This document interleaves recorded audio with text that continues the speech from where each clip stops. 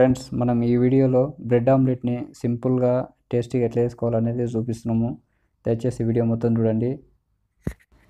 Friends, ఇందులో నేను 2 విధాలుగా చూపిస్తున్నా బ్రెడ్ ఆమ్లెట్ ఎట్లా వేసుకోవాలని. అందుకని చెప్పి నేను గుడ్లు ఎక్కువ తీసుకున్నా. మామూలుగా ఒక బ్రెడ్ ఆమ్లెట్కి అయితే ఒక గుడ్డు లేదా 2 గుడ్లు అయితే మస్తు అవుతాయి. మ్యాక్సిమం ఒకటే మస్తు అవుతుంది. ఇప్పుడు ఆ గుడ్లన్నీ అందులో పలగొట్టు పోసుకోవాలి. పుష్కలు లేకుండా పోసుకోండి. పుష్కలు ఉంటే కొంచెం ఎట్లా ఉంటుంది నమిలితే. ఇట్లా అన్ని గుడ్లు పోసుకున్నాక మనం దాంట్లో మంచిగా కలపాలి. నీళ్ళం అంతా అందులో కలిసేటట్టు కలపాలి.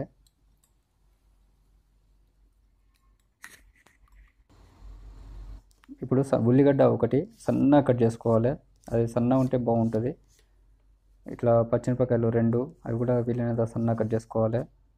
ఇవి నేను చెప్పేది 2 ఆమ్లెట్లకు. కొత్తిమీర అది కూడా కొంచెం సన్నగానే కట్ చేసుకోవాలి. అట్లే వేయకూడదు. కూరల్లో అయితే అట్లే వేస్తాం కట్ చేయకుండా. మొత్తం కట్ చేసినాక వేసినాక మిరపపొడి 1 టీ స్పూన్ అయితే మస్తు అవుతుంది. ఎందుకంటే పచ్చిమిరపకాయలు వేసినాం. ఉప్పు సరిపోయినంత వేసుకోండి, టేస్ట్ సరిపడా. అల్లం వెల్లిగడ్డ పేస్ట్ సగం టీ స్పూను. జీలకర్ర ధనియాల పొడి ఉంటే అదొక సగం టీ స్పూను. పసుపు 1/4 టీ స్పూను.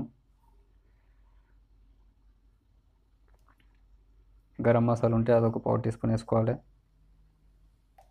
ఇప్పుడు అది మొత్తం మంచిగా మిక్స్ చేసుకోవాలి.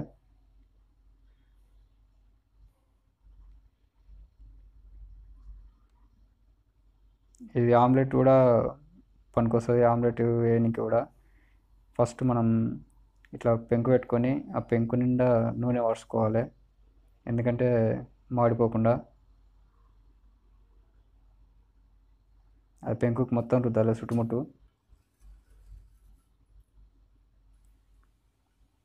బ్రెడ్లని మనం పచ్చి ఉంటే కొంచెం టేస్ట్ బాగాలేకుంటుంది కాబట్టి అవి కొంచెం కాల్చుకోవాలి. ఆ పక్క ఈ పక్క కాల్చుకుంటే జర టేస్ట్ మంచిగా ఉంటాయి.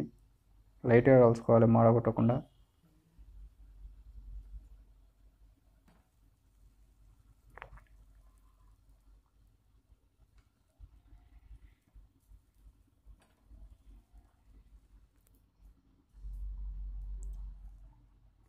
ఇట్లా వాటిని కాల్చినాక తీసి పక్కకు పెట్టుకోవాలి.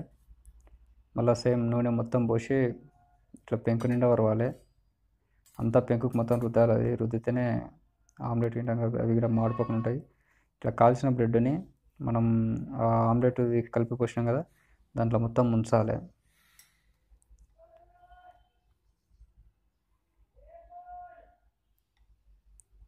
మొత్తం ముంచి అది తీసి పెంకు మీద వేసుకోవాలి.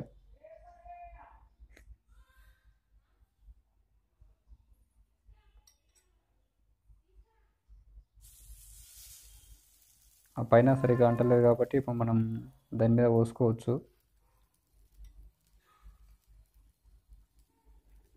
ఇట్లా చాలా సింపుల్గానే అయిపోతుంది. టేస్ట్ కూడా బాగానే ఉంటుంది.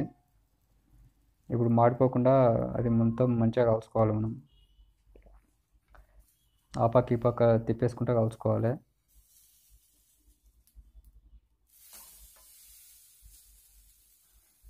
ఆమ్లెట్ ఎప్పుడైనా సరే మాడిపోతే వాసన అది గలీజ్ ఉంటుంది. కాబట్టి మాడిపోకుండానే ఇట్లా కొంచెం తిప్పేసుకుంటేనే కాల్చుకుంటే మంచిగా ఉంటుంది.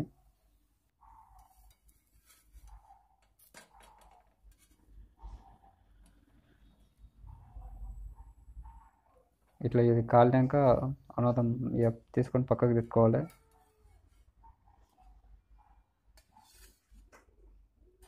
ఇప్పుడు రెండో పద్ధతి ఏంటంటే, ఫస్ట్ మనం సేమ్ పెంకు మీద నూనె పోసుకొని పెంకు నిండా అనుకోవాలి.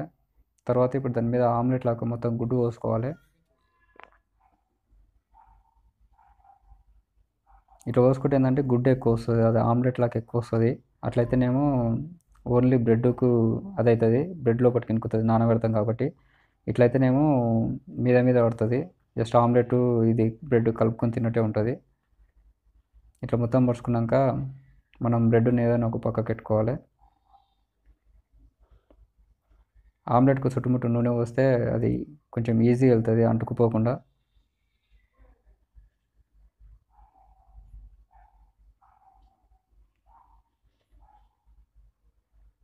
అది కొంచెం కొంచెం గట్టి గట్టి అయినాక బ్రెడ్ని తీసి పెట్టుకోవాలి మనం అందులో. అయితే యాక్చువల్గా ఇట్లే దాన్ని ఆడనే మలిపేయచ్చు ఆమ్లెట్ని. కాకపోతే మలిపేస్తే ఏంటంటే ఇక్కడ పచ్చిగా ఉంది కదా, ఆ పచ్చిగున్న సరిగ్గా కాలదు. అందుకని చెప్పి నేను మొత్తం గుడ్డునే మొత్తం ఆమ్లెట్ని మలిపేస్తున్నా.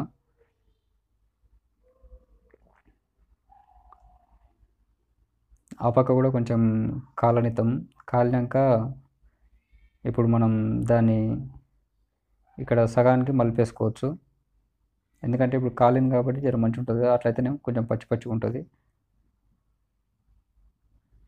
ఇట్లా మలిపేసుకున్నాక మనం ఏమన్నా బ్రెడ్ కాడికి కట్ చేసుకోవచ్చు.